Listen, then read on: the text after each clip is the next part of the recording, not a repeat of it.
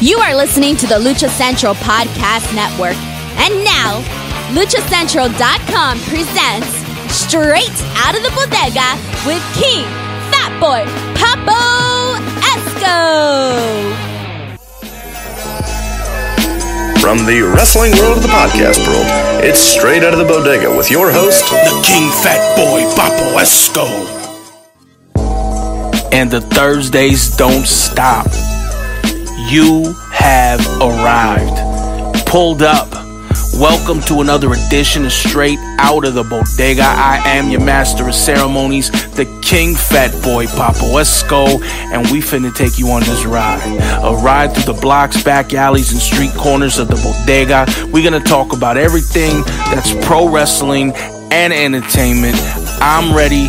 I know you're ready. So take a seat, pour up your favorite drink, and let's ride.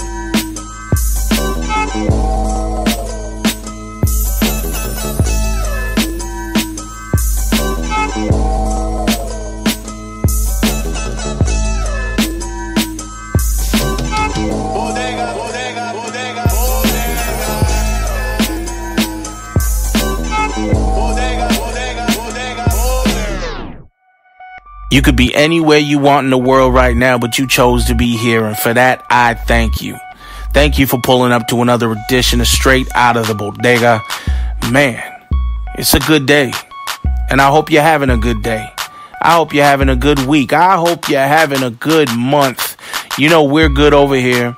Pandemic's still going on. I don't really want to get into that right now. I want to keep it positive, but what I will say, actually, is if you're going to go out in the summer sun, and you're going to be around the summer ambiance, make sure you're wearing your lucha-mask.com face cover. You'll be glad you did. Alright? You can go out in the summer sun and fight this pandemic by wearing that mask. Go to the site, take your pic, and then once you get the mask, take a pic, go on social media, and tag Pro Wrestling Revolution, Mask Republic, and lucha-mask.com. That's all I'm going to say about that. So I got a lot of good feedback on Papo's pick. A lot of people hit me up on social media, let me know they enjoyed that movie, that they thoroughly enjoyed the movie and they liked it. I like it. I enjoyed the movie, or I wouldn't have picked it. It's a comic book movie, man. I love comic book movies. Anytime a comic book is made into a movie, the King Fatboy Papo Esco is at the front of the line, ready to give his money so he can watch the thing and give his undivided attention. And I did that. And I like this movie. I'm going to let it breathe for a minute, man. I'm not going to give you another pick for maybe another episode or two. I'm going to let this one breathe. I really want you guys to watch this movie. Give me the good feedback, but give me the bad feedback too. I know there's some people that are going to watch this thing and not like it. Hit me up on social media. Let me know why you don't like it. Talk to me. I talk back. I always say it. Now, I promise, man. I'll say hi. I'll say hi back. But tell me what you think about this movie. Papo's Pick, The Old Guard on Netflix. Check it out. I'm going to let it breathe for an episode or two. We got a great show for you today. Ricardo Rodriguez pulls up to the podcast to finish the conversation that we started. A lot more good stories. A lot more of a good time. I cannot wait for you guys to hear it. We're going to get to it in a couple minutes. But before we do that, you know we got to take it to the golden voice. The first lady of the Lucha Central Podcast Network. The stunning, the lovely, the gorgeous Denise Salcedo. She's going to give us all the updates and all the latest news, raw and uncut. And we call it Lucha Central Central. Hey everyone, it's Denise Salcedo here in Lucha Central Central with a reminder of where and when to catch your favorite shows each week or when to try a new one. Tuesday, Mass, Mats, and Mayhem is back with special guest Argenis to talk about his time in Lucha Underground, his family legacy, and his future. Plus, the crew puts more names on their wall of shame and hits a number of hot topics, including AEW versus NXT and a particular video that made waves on social media last week. Check out the premiere video stream every Tuesday at 2 p.m. Pacific, 5 p.m. Eastern on the Lucha Central YouTube channel and at luchacentral.com. Then listen to it on your favorite podcast platform every Wednesday. This Tuesday night, there will be no Wrestle Boss with Fabi Chulo, but check out the show's archives and recent interviews with pro wrestling and MMA stars. And tune in next Tuesday when Lucha Underground's Mariachi Loco and the Crash Lucha Libre's Mecha Wolf stop by the show. Wednesday nights live on Facebook, it's Spanish show La Mesa de los Márgaros, giving you both the news and the chisme from around the lucha world. Find the video version on Facebook Wednesday night through Friday, and then Saturdays download the audio version in podcast form. This week, Supernova stops by along with CEO of the new Lucha Time promotion, who will share his vision for the group, plus a look at the Comic-Con panel about Lucha Libre as Mexican cultural heritage. Thursdays, it's straight out of the bodega with Papo Esco and PWR promoter Gabriel Ramirez. This week, it's part 2 of their jam-packed interview with former WWE superstar Ricardo Rodriguez as they talked his frustrations and ultimately asking for his release from WWE, working in Puerto Rico and Europe, training aspiring wrestlers in India for the Great Khali, and the launch of the indie scene in the country. On Friday, it's your double dose of Lucha Central Weekly podcast, one in English y el otro en español. Lucha Central Weekly is where you'll find all the top stories of the week, both inside and out of the ring from Mexico and anywhere luchadores are in action across the globe. Catch up on the entire week in just 90 minutes and hear coverage of news you are not likely to find on any other podcast. Be sure to subscribe and follow all of your favorite Lucha Central Network series on your favorite podcast platforms. And please be sure to give a rating and review to help more fans find the shows that you love. For now, this is Denise Salcedo signing off from Lucha Central Central. Have a great week. And your actual debut, wasn't it on SmackDown? It was SmackDown August 13th, but I think it aired on August 17th in Bakersfield. And you came out in front of thousands of people. Yeah. You know, and you announced his name. Oh, and I was watching, waiting for him to fuck it up. I'm like, watch. I'm like, watch. Wait till he fucking fucks up the name and he can't roll the R. I'm going to be so pissed. I'm going to call the agent right now. And he fucking nailed it. Yeah. He nailed it. And he went on to have a great career as the not only the ring announcer, but as the manager. I mean, you were involved in a lot of good, spots, during your tenure as Alberto Del Rio's. WrestleMania. Yeah, WrestleMania. I mean, bro, you had a WrestleMania moment that everyone may think it's a gimmick because they announce it. But that should be just about, I mean, and that includes Lucha, Japanese, that includes the world. That WrestleMania moment, no matter how small, whether you're backstage, whether you got to hold a stick with fire for Undertaker, whether you were holding a flashlight for whatever, that's huge, dude. And you went from couch to couch to fighting and scratching to being at the right place at the right time. Right. Fighting for it and saying, "Yeah, I'm a ring announcer, been doing it all my life, man. Here, watch, check me out." And the thing, and I'm about to drop a big name. Like Steamboat was a favorite of mine in FCW, and he's a favorite of many, I would hope. Ricky Steamboat was a favorite of mine, and then just how he always treated me well, and he would use me as examples. And I remember one specific, he was talking about picking your moments. He was talking about matches, like, how like certain people pick their moments when to like get the crowd, such and such. Right. And then I was just ringside, and he's like this guy, even though he's only on screen for like 5 seconds, he makes it his 5 seconds. Yep. Nobody else's. Absolutely. And that always stuck with me.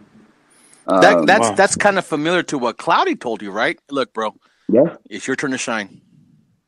Yeah, and it's funny because I remember I had seen an interview with Jeff Hardy, and he was talking about his first match, I think in WWE, and I guess it was with Razor Ramon, and then I guess Jeff wanted to do all this stuff, and then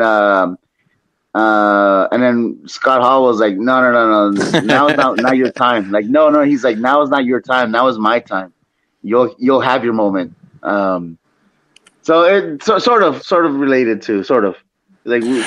Well, you had a lot of moments, man. I mean, take me through some of the highlights of your WWE career. I mean, you were in a lot of high spots. I know. Gabe said the WrestleMania moment was huge, but what other times in the lifetime of WWE can you remember that was just like something that you will never ever forget? Obviously, my first WrestleMania. I'll never forget my first WrestleMania in Atlanta at the Georgia Dome. 62,000 people, 60 something thousand, whatever it was. That to me is always going to live forever. Obviously, my first Royal Rumble that I was a part of. That was awesome. The year prior, Alberto won the Royal Rumble in Boston at the TD Garden. Until I was 11. I was in the Royal Rumble 2012, and I was in the ring with Mick Foley. I eliminated Justin Gabriel. I in an old freaking car. And then later that year, I got sent through a table at TLC. Ladder at TLC in December. You were climbing to the top of the ladder, right? You were trying to reach that championship for Alberto, and then Miz it was Miz. Yeah, yeah. So, but you, it's funny though. You trained lucha, you trained striking, you trained all this, and now you find yourself from ring announcer to manager to comedy. How? Yeah. At what point were you like, dude, I get it. It was my dream, but I've been there, done that. Now I want to wrestle.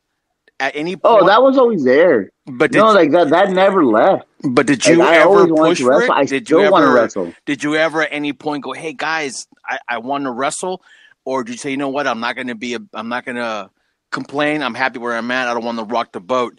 Did you ever decide to say, "Hey, no, guys, I can also wrestle," or was it them they already knew? I mean, did you blow your own horn, or was somebody there to back you up for that? No. Like I would always get in the ring before Raw and SmackDown. I was always in the ring anyways, rolling around, whether it was with my just me running the ropes, doing resortes off, springboards or whatever. Right. I would grab the crash pad and I would just dick around. Or like if one of the extras that I knew was there that I knew, I would tell them, "Hey, let's roll around the ring. Let's just let's just grapple."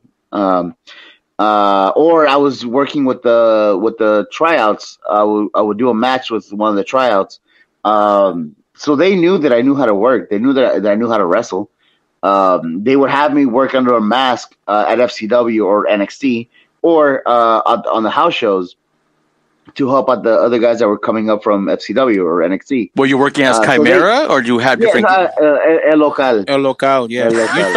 You were working as Chimera in the early stages, though, right? Once of FCW. Twice in FCW, twice under that name.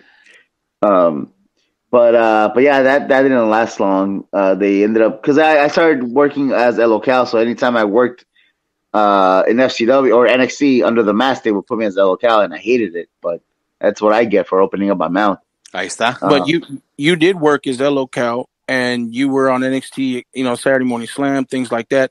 You teamed with some guys, right? Like Tyson Kidd under a mask. Yeah, he had they had given him a cheap little Ultimate Dragon mask. There is no such thing as anything cheap with Ultimo Dragon, all right? That's true. Very true. Very true. Very true. Very true. My apologies. I take it back. I take it back. You know what? That's funny, though, because when they gave him that mask, I mean, did anyone go, "Hey, by the way, do you think that mask looks familiar?" You know what I mean? Or No, I did. He did. So did like all of us, all the wrestling nerds like us. Brian Myers. Kurt Hawkins. Yeah. And Zack Ryder were like, "Hey, that's Ultimate Dragons match," and they're like, whatever, just go." Like, well, fuck it. Wow, wow. Well, man, you had a wild ride in the WWE. I mean, so many memories, so much to never forget. At what point did you start seeing, any type of writing on the wall that would suggest that your time was nearing and, you were going to get released or did you get released? I'm not sure about that. I never got released. I asked for it. You asked for it? Yeah. Once they split me up from Alberto and then I did my run with RVD. And then once that came to an end, I was doing like the Spanish backstage segments and I was doing the Spanish commentary on the pay-per-views. But I would constantly bug the writers. I would suggest ideas. I would ask. I would beg. I would wait outside their fucking office, hoping to speak to somebody so we can think of something. Right. I was going down to FCW, and then like I started getting frustrated because they took me off of the live events, and then I wasn't doing the tryouts anymore. They took me off of those. So then I was like, "Fuck, man! I'm not doing anything." And then because I was on a different pay system than other folks, I wasn't really getting paid much weekly. It was a matter of the more you work, the more you got paid, right? I was on that. Yeah, I was on that system. And for you, being so hungry and being so passionate about the sport, and I hear a lot of stories about this, I got mad. One of the reasons, you just got angry. You wanted to work, you wanted to wrestle and be out there, What was that frustration like? And when you reached the climax of that frustration, who did you talk to about saying, I gotta go, man? Well, I was supposed to get on a flight, in towards, what was it, like, I think late July of whatever. I forget what year it was. I was supposed to get on a flight on a Sunday night, and I just didn't get on it. I was angry. I was so mad. And I don't know if you've ever been so mad you just go numb. You just completely go numb. You don't feel anything. Yeah, I've been there. And because you were so emotional that everything just shuts off. And I was like, "Fuck it, I don't want to go anymore." It was basically that. I was like, "I'm not going." Damn. And you didn't get on that plane? Yeah, I didn't get on the plane. I woke up in the morning on Monday. I called Mark Carano, and then I was like, "Hey, man, listen, I'm not gonna come in. I think I'm done. I just want to say thank you very much for the opportunity. Just want to say thank you to Vince and Paul and Johnny." And then Mark is like, "Where are you?" I was like, "Well, I'm still in bed, man. I'm still at home." He's like, "Are you sure?" I was like, "Yeah, I just want to say thank you." But I ran down the whole thing. I was like, "I've tried talking to you guys.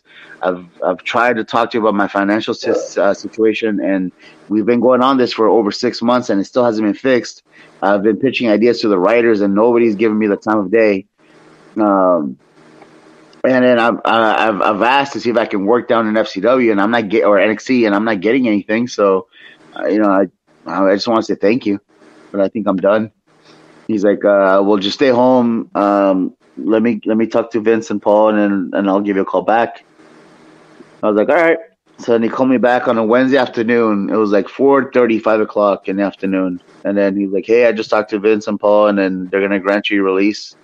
Thank you for your time, and the door's always open for you." I was like, "Yeah, whatever." But no, I was like, "Yeah, thank you." So yeah, man, you ended your time there in the WWE. From my perspective, you had a great run. I was a fan of yours when I was watching you, do your thing in the WWE. But as I've heard sometime before, for a lot of people, leaving the WWE and the frustrations that come with things like you explained, you start breathing a breath of fresh air, and you start getting a little bit reinvigorated. Now, after you left, I feel like you started, really going out and working a little bit more at first, right? You went to World Wrestling Council. Yeah. You had a stint in AAA. Talk to me about you leaving. Talk to me about what you thought or what you had an idea of what was going to be next, and what your first steps were to get there. I wanted Japan. That's all I wanted. I wanted Japan. The main goal, yeah. When I left WWE, I figured, okay, I'm fresh off of WWE. Even though I've never really been like buddies, I was always cool and mutual with Lance Hoyt. Yeah. Because we were together in WWE. So and then he was a big name, and always still is, in New Japan. So I contacted him. I was like, "Hey, listen, I just left. This is what's going on. Who do I don't need you to like ask for a booking. I just need to know who do I go to talk to, because I have no direction of who to talk to."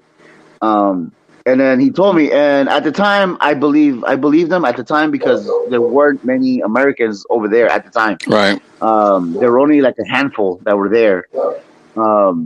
He's like, "Hey, right now it's really hard because they're not interested in many Americans unless like him, like tall and whatever." So I was like, cool, no, that's fine. Like I appreciate it, and then that was that. But at the time, also, I mean, I was busy. I was back and forth from Puerto Rico. I was working for Carlos Colon back and forth. I was doing Europe again, India. Right, but when he told you that, did you not pursue it? No. It wasn't that. It's just at the time he told me, he's like, right now, and again, at the time, I'm trying to think how many Americans they had over there because there weren't many. Right, but did you pursue it? Did you ask that person for that? No. I never got an email or anything. I never got a contact. That's rough because typically anyone would. I don't want to say anyone, but the majority, someone who has WrestleMania, WWE television, and so on. Bear in mind though, like I was never a wrestler in WWE though. So like and still to this day, I still have that against me because even to this day, I still have to argue that when I message promoters.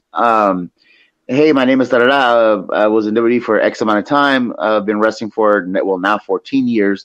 And I can't tell you how many times and how much I want to punch the screen when I didn't know you were a wrestler. Or, hey, you wrestle?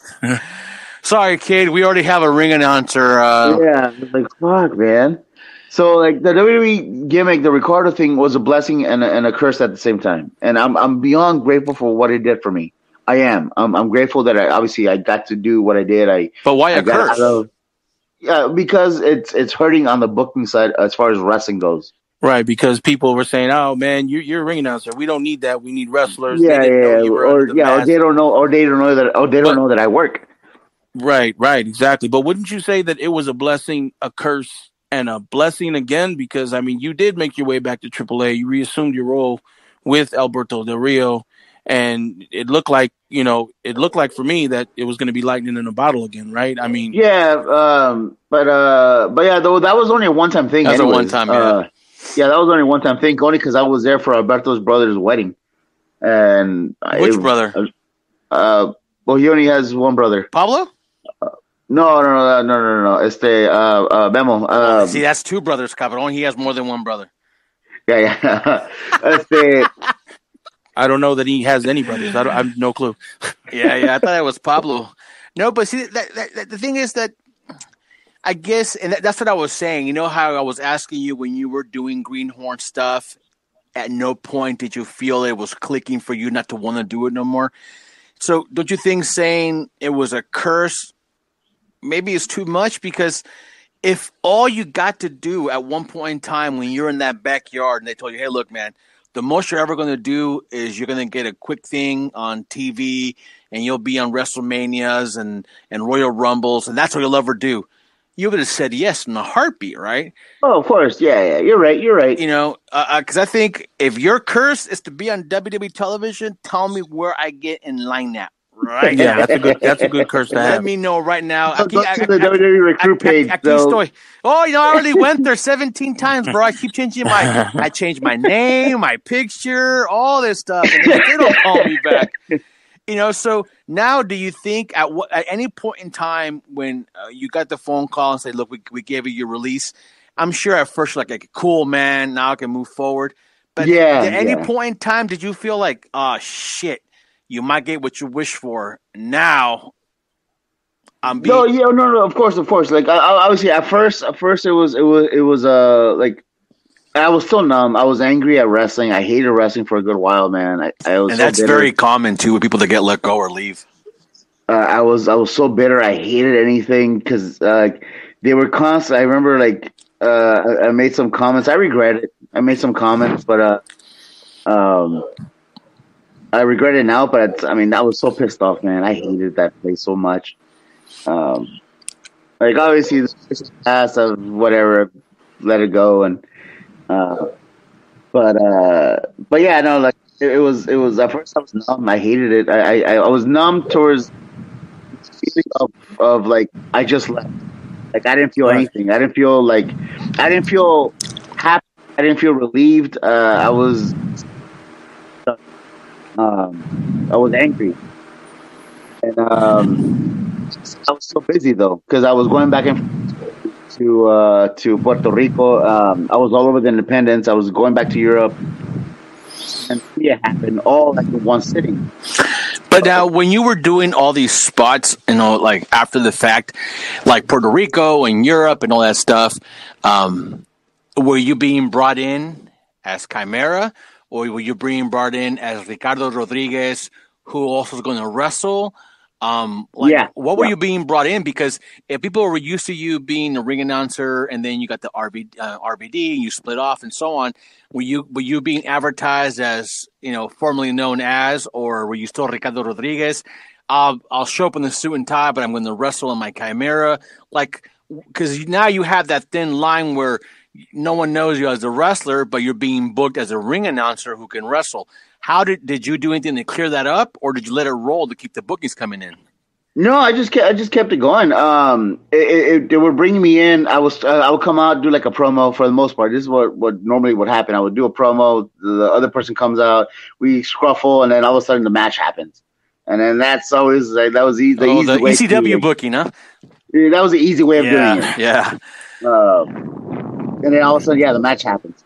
So that was predominantly what happened, and then eventually from there, being brought back. Like I said, same with Puerto Rico. And like I told you before, in Puerto Rico, how they still work over there, or at least I don't know if they still work all of them the same way, or if they were testing me. I've always been curious. I've always been curious about that. Puerto Rico, you always hear them stories about how they're real aggressive. Puerto Rico is like a place that is still 1979. They still throwing cups of PF. Yeah, there's oh my God. It's still 2005, 6, 10, 20. But when it comes to wrestling, it's still 1979 there, man. They love their babies and they hate those heels. Because my first set of matches over there were against like their top babyface of Rey Gonzalez. Yeah, and we called all of it in the ring, and then I don't know if, like I said, I would go up to him just see if he wanted to go over anything. He would just like, oh yeah, we'll just do this, and then he'll walk away. And I was like, all right, whatever. And then we would go and have these matches, and then I didn't realize that he was the top babyface, but because he was. We didn't have to do fuck all. We didn't have to call anything. We just called in the ring because he was so over. Wow. So anything that I did to him, the crowd would just react. Now, at any point in time, did you feel, you know what? I'm here in Puerto Rico. I'll stay here for a minute. I'll do some good programs with whoever the top, Apollo and all those great guys, and I'll do my stuff here because it's a backdoor to WWE, which in old times it was. Was that at any point in time were you looking for that backdoor to get back in there? No, that never. Honestly, that never crossed my mind. That never came about in my head. Like I said, I was busy at the time. So like I would finish Puerto Rico like on a Friday. I would fly back to Florida, do a show on Saturday, then fly off somewhere else, do a show on Sunday. So I was busy. But you did have a couple of good programs out there, man. I mean, you even held the heavyweight belt out in I had their version of the Intercontinental. Oh, okay.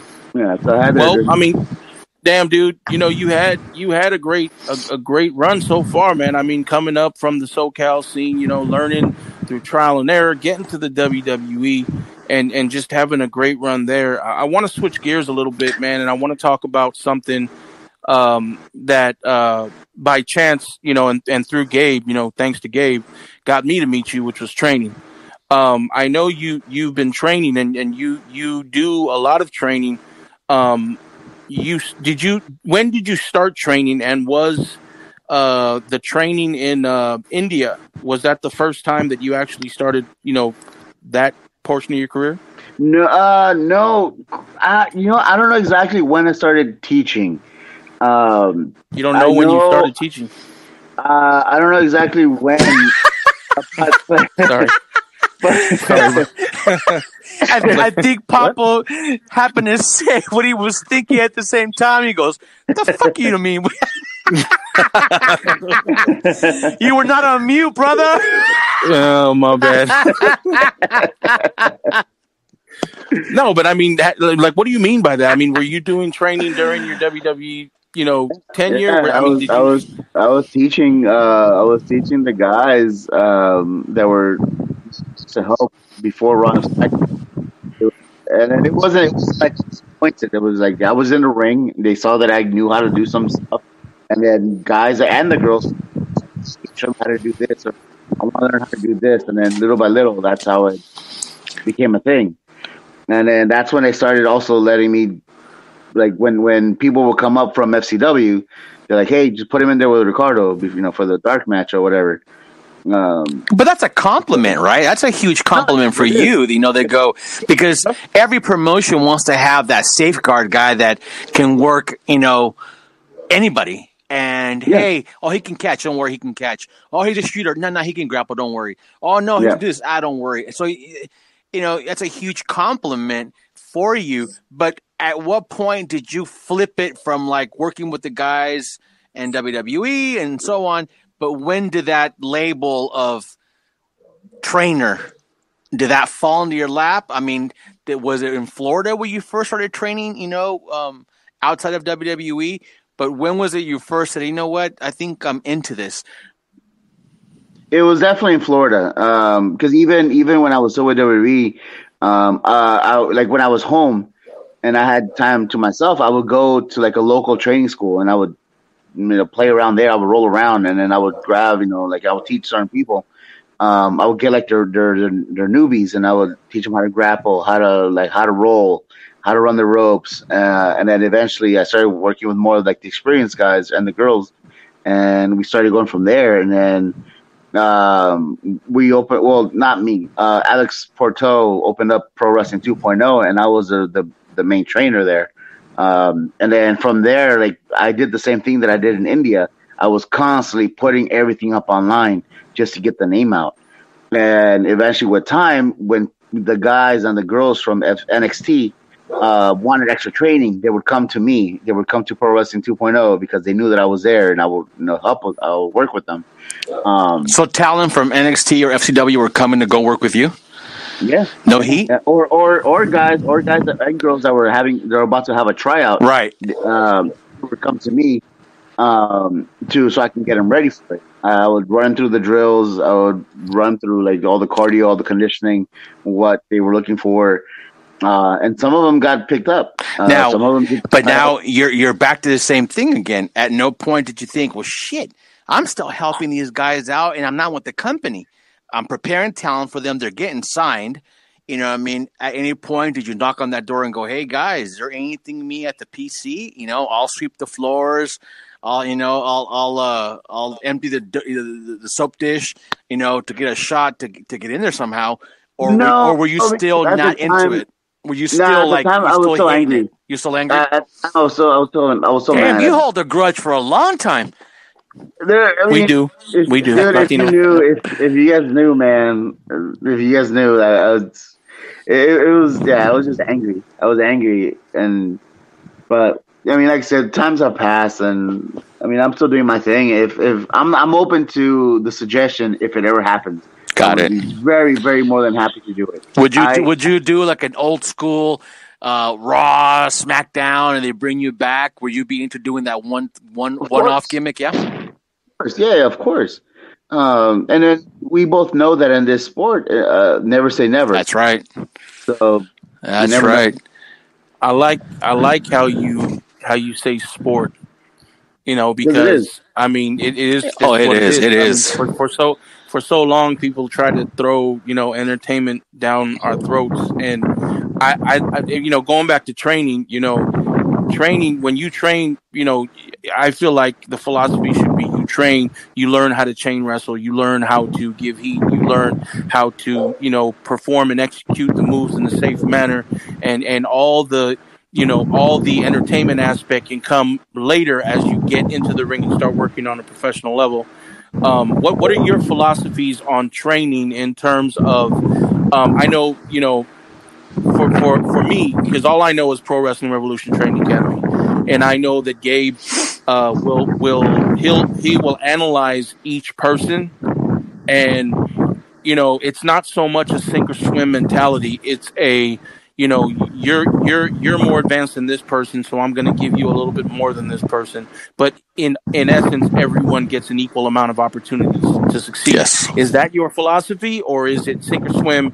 And if you drown, whatever. What is your philosophy? No. Like, I mean, we're here to coach. We're here to push people. We're here to guide. Most importantly, we're here to guide. That's my job, is to guide somebody that, for whatever reason, because like there's people that I just can't find a way to get to them. So my mission is to find a way to get to them. That's my challenge. That I can train this person. I can do it. Do I think it's for everybody? No, I don't think it's for everybody. I don't think it should be easy either. But I will make sure I find a way to help you guide through it. Yeah. I don't think it's easy, because then, like I said, everybody will be doing it. If it was easy, everybody would be doing it. And you have to have some level of, coordination or some level of athleticism before you get in there and do it. I remember, me, coming into this, I thought I was too old, man. I didn't, think I was going to be able to do it. I wanted to start out a different way. And then once Gabe started taking me through the motions of the rolls and the bumps and things like that, I started seeing that, I can do it. And I started that's what I mean. We're here to guide. We're guidance. We're guidance counselors. We're trainers. We teach you. We are professional babysitters too. Don't forget that part. Now, so you're training and you're getting the hang of it. Who came knocking on the door to go to India with Dilip? Jinder Mahal. Jinder Mahal did. Okay. So why didn't Jinder train? Why was it looking? Was it because the WWE thing, or they just wanted to have a trainer out there? I don't remember the timeline. I don't know if he was still with WWE at the time, though. I don't remember. Because obviously it was for Dilip, and Dilip, Giant Singh or whatever. Yeah. It's everyone knows who he is, and he has his hands in that WWE pot as well, and he could have called and so on. How did he go to Jinder go to you, or was it a casting when they were looking for someone to train out here? It was kind of like a casting type thing almost, because he posted it up on Facebook and I just responded. And then Dilip posted on Facebook? He posted on Facebook. If anybody was interested in going to India. And I was like, fuck. I mean, I got nothing going on right now. Why not, right? I was like, I'll try it. I've never been to India. And the reason I laughed is because when I first met Dilip had always a interpreter with him. Yeah. And so to talk to Dilip, I had to talk to the interpreter, tell him, and then so it's almost impossible to tell Dilip a joke, because by the time the guy interprets it over, he looks, huh? You know what I mean? And so I find it, awesome, because when I did meet him, it was, we had to go over stuff a million times, bookings and matches and so on. And now he's on social media posting, hey, you want to come to India and train? Did it seem like it was a scam?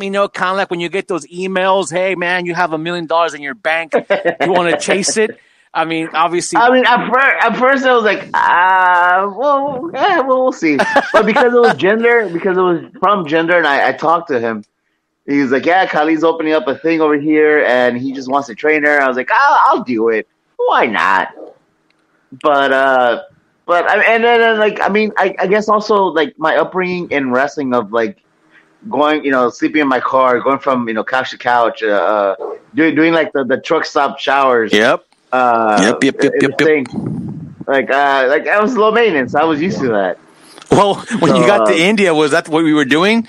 No. Well, not for me. Not for me. But it was a huge culture shock too. It was a big difference. It was a big difference to the U.S. Talk to us about that culture shock, man. I mean, what was it like, just dealing with the language barrier, first of all, let alone the cultural aspect of it. What was it like training these guys who probably, I mean, correct me if I'm wrong, spoke little to no English whatsoever, right?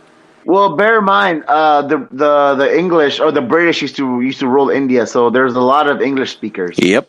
Well, here I go, not being educated. Look, enough. I wasn't going to say anything, but I was waiting for because you guys don't know, man. Ricardo's very smart, and he just schooled Papo. See, Papo only knows about like old school hip hop. That's right. He's a foodie, the bodegas. And then he says, "Tell me, Ricardo, no one speaks English in India. Talk to me." I was trying. You know what I was trying to do though?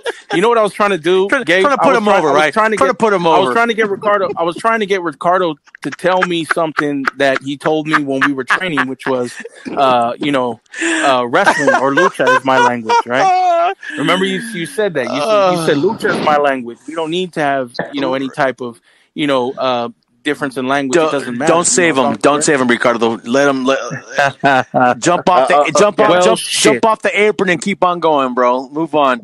Hey, remember earlier in the podcast when I said, I've been there, I've blown spots before? Yeah, you blew it. Here's one of them. Here's one of them. So now, when you're there, and you first started, I mean, I first saw you had like maybe 77,000 kids in one building. And I know the Leap was there for like opening day, cutting the ribbon and so on. But after that, was he there still, or was this all you now?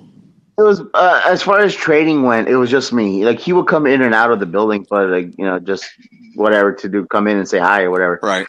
But as far as training went, it was just me the whole day, 6 days a week. I would start like around 8, 9 o'clock in the morning. I would have finished around 8 or 9 at night. Wow. And that was 6 days a week. And these are guys that had like no training. Whatever training they had, it was from 8. So Now, was there a promotion that went along with the training academy? Not the time. Just strictly the school. Because eventually, you guys held a show that drew 7 billion people in one place at one time, which was phenomenal, man. I mean, that has to be bigger than the Georgia Dome crowd, right? Close, huh?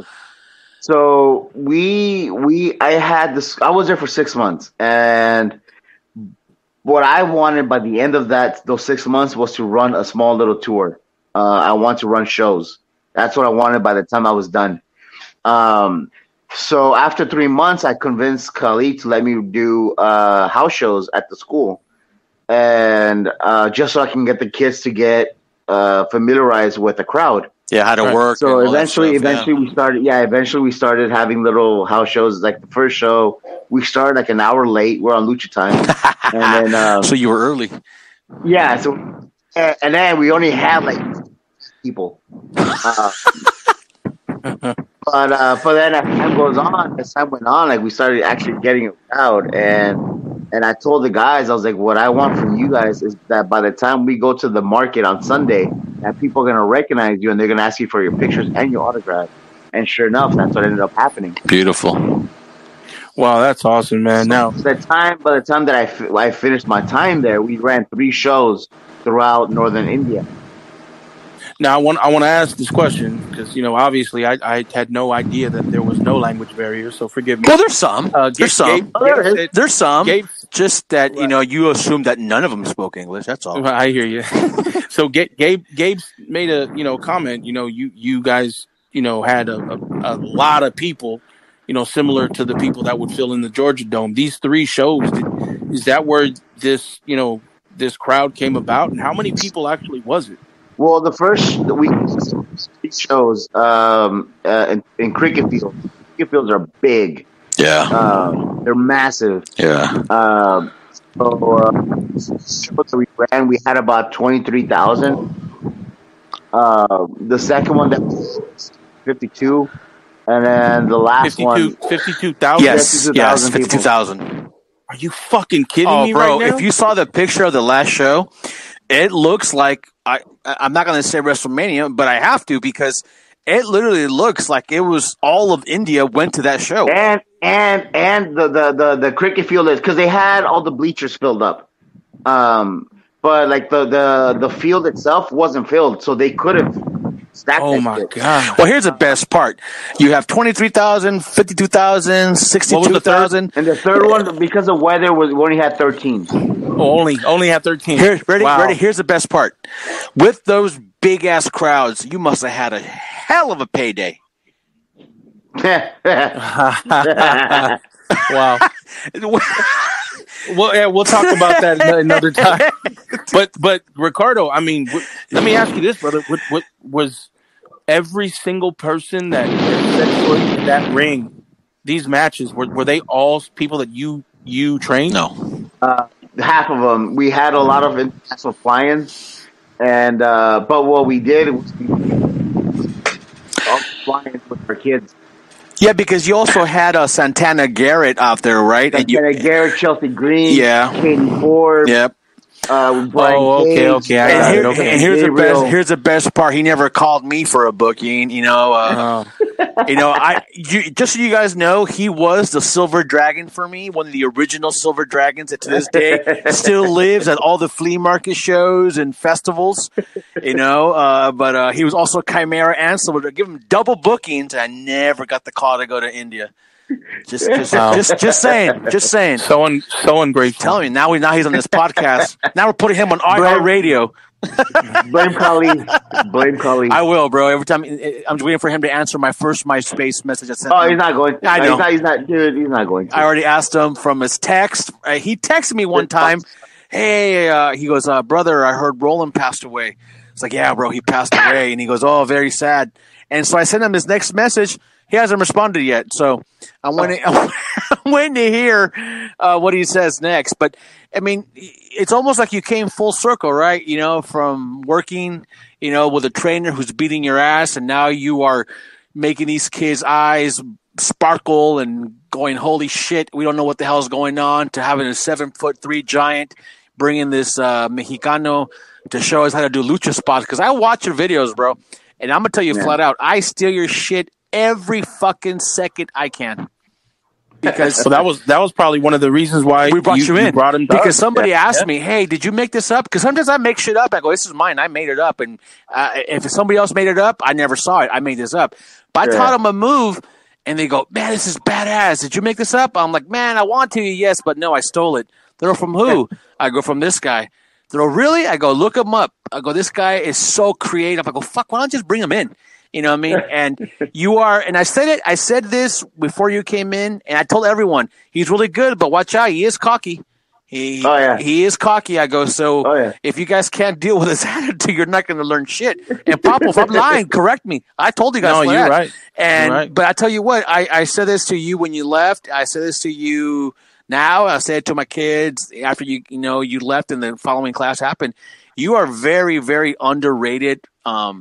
I don't want to say as a wrestler because I don't remember much of you because by the time we worked together, you were gone and you're a ring announcer and you're on television. But training is where I see I think when someone is a legitimate trainer is when you actually see the true love for the business, because I think people sometimes do this because of, the lights and the money and blah, blah, blah, and it's never there and they quit. But your mentality for lucha and hybrid and the fact that you do appreciate, not just the American lucha, but you appreciate lucha libre mexicana, and you're a hybrid. You're exactly what I try to teach my kids. And I told you, if you lived here, bro, and up in our area, you'd be my trainer. I'd step away, and I've had trainers like Skyday. I've had trainers, Lady Apache. I've had Super Crazy, Hoovy, all those guys come in. But if you were here, believe it or not, I would prefer to have you as a trainer over Skyday any day, because Skyday is an absolute genius, and many people can say that with me as a trainer. But he's only going to teach you lucha, and he's going to lock you up, and then once you're locked up, there's no out. And with you, I think you have the mentality, I'm going to lock you out, but I'm going to flip it into this American spot that will go cool with this lucha spot, and then you can do X, Y, and Z. And that's how my brain works. So I definitely fell in love with your mentality, your work rate, and I think you are the most underrated guy out there. And I can see your frustration, because definitely someone who has the love that has for you, you're a smart guy, which I think people don't give you credit for. And anyone who's a graphic designer is fucking A-okay in my book, tell you that much, because that's what I do. So now where do you go? You've done WrestleMania. You've done freaking 62,000 people in India. Wow. You train kids. These kids that you train got signed by WWE. You've helped kids get ready for the tryouts. They get signed. You've gone back AAA. You did your one shot with you got to rehash all good times. What's next? Where does Ricardo go from here? Is Chimera done? Is Ricardo done? No. What's next? Because at some point we do have to hang it up. What do you foresee? Yeah. Well, I'm only 34, and then my body can still go. That's old, bro. That's old. Hold on, I can still go. I still got another couple years left in me. Papa, how old are you? 28. 28. I will say this. One of the first things that we have to do once we get back from this pandemic, in Ricardo, 2027, you need to go to Winchester Mystery House. Remember? Oh yeah. Forget that. Sure. That place sucks, guys. Hey man, I don't care, dude. I don't care. We don't care. We're going. You want to go to Mystery House, bro? Go to Mexico. Go on a pinche. We talked about this. Turn off the lights. Go walk in a fucking Rio with the lights off. That's the Mystery House, bro. La Llorona. El Cucuy. That's it, bro. Mystery House is the biggest work since fucking Cauliflower Alley. But no, Gabe does. Oh, sorry, I said that out loud. Sorry.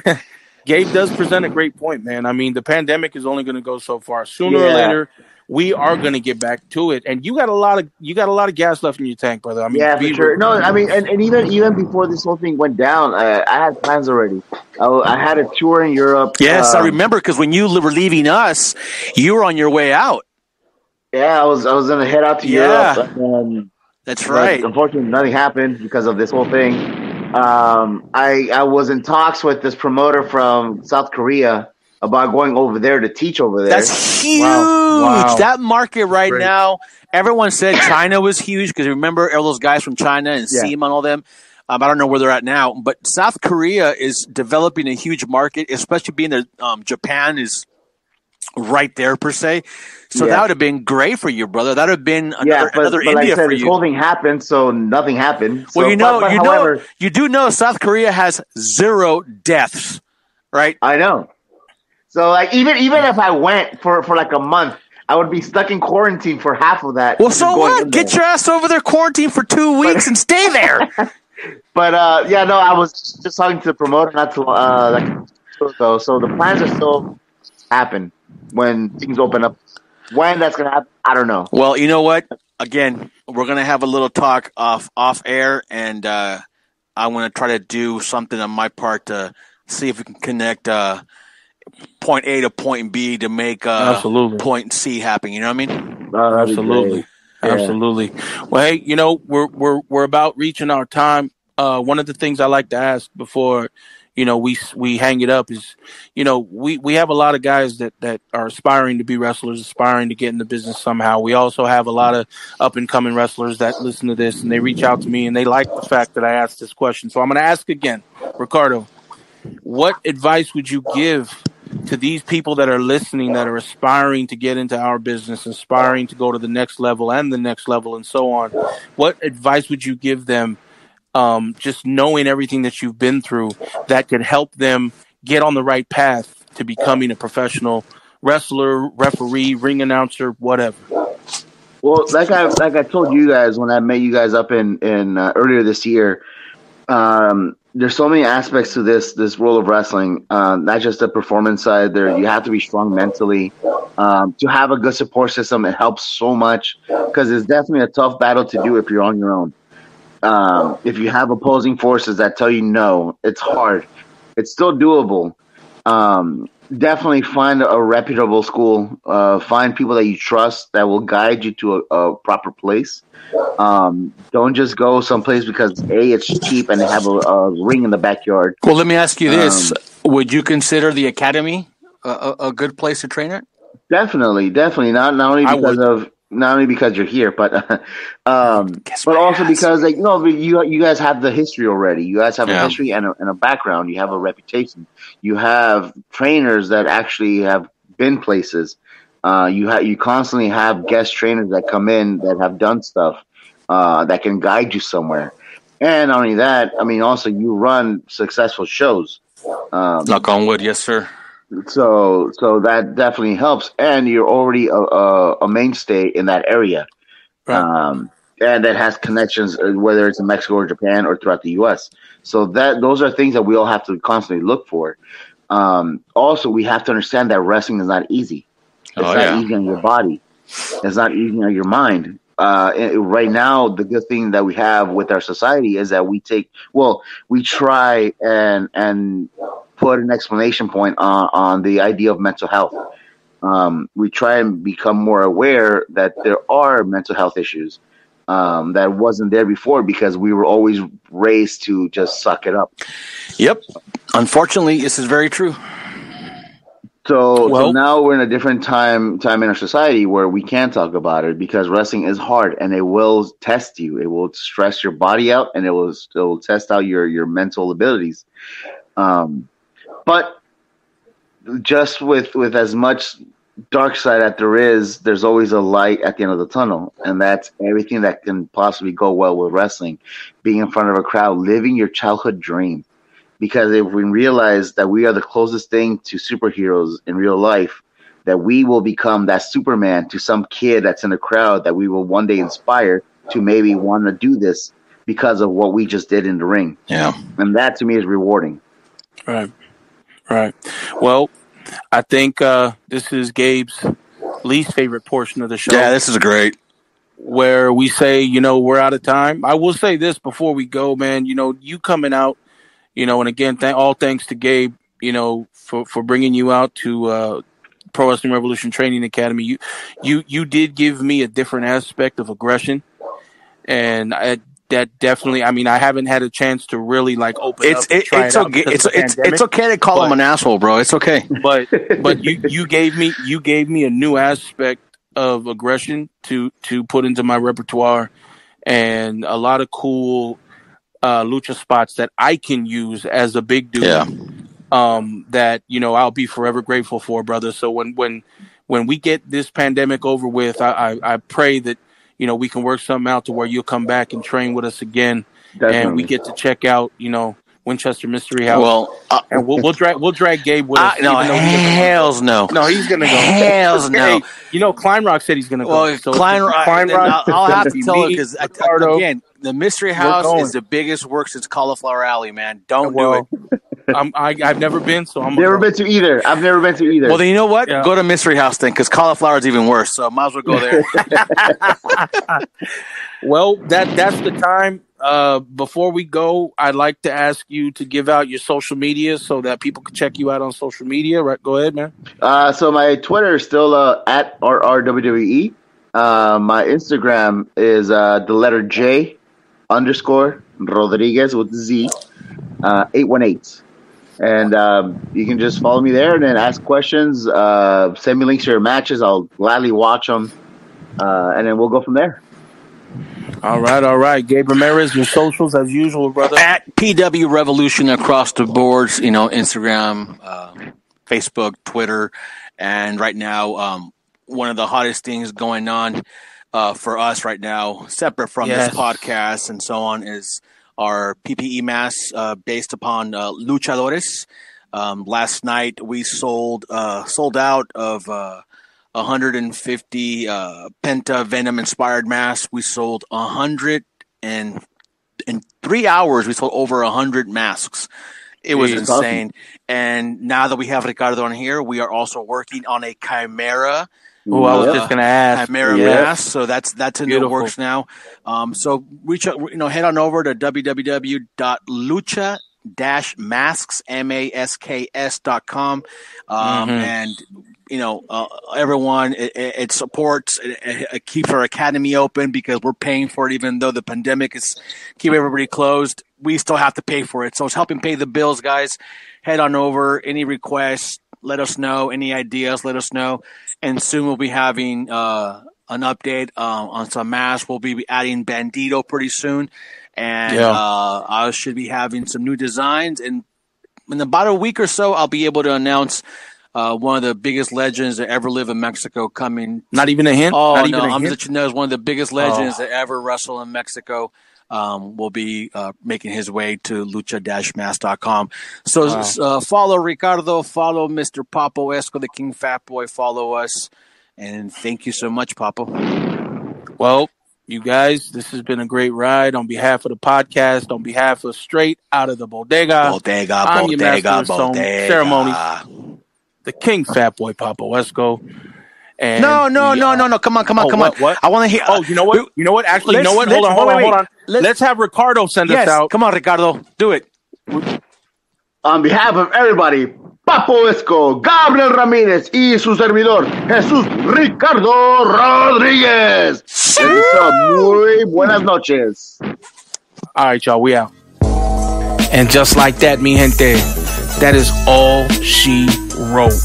Huge shout out and mad respect. A lot of love to Ricardo Rodriguez for pulling up to Straight Out of the Bodega for a great sit down, a great discussion. So many different stories, man. A lot of wealth of knowledge, and we appreciate him coming on. We're going to have him back on again soon. You know, until then, brother, you stay safe, and I'm going to hold you to the Winchester Mystery House visit. I ain't been there. You ain't been there. So we're going to experience that together. But that's another story. That's all the time we got. Join us next week when we have Luchador Extraordinaire. He's been to Mexico, Japan, China, New Japan Pro Wrestling. He's a part of the Lions Break Collision shows that are going on right now in Southern California. I'm talking about my guy, Mysterio, so he's going to pull up to the podcast for a great discussion. Before you go, you listening to us right now, and I know you're listening to us from somewhere. Let us know. Go on social media and shout out where you're listening to us from. What podcast platform are you listening to Straight Out of the Bodega on? Is it iHeartRadio?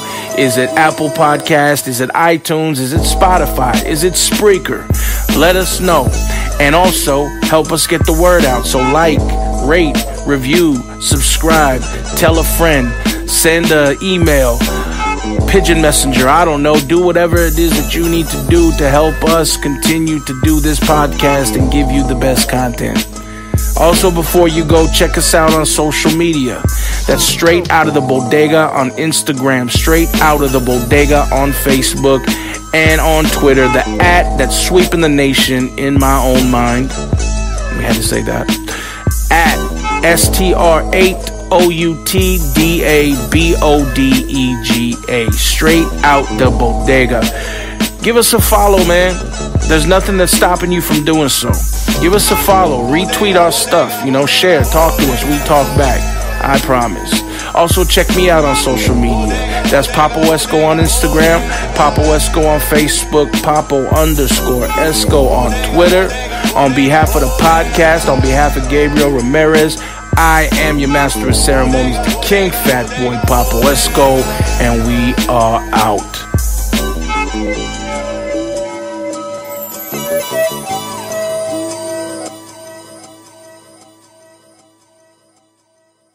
Lucha-Masks.com by Pro Wrestling Revolution, bringing you, in partnership with Masked Republic, the Lucha Brothers, as well as Japanese legend Ultimo Dragon.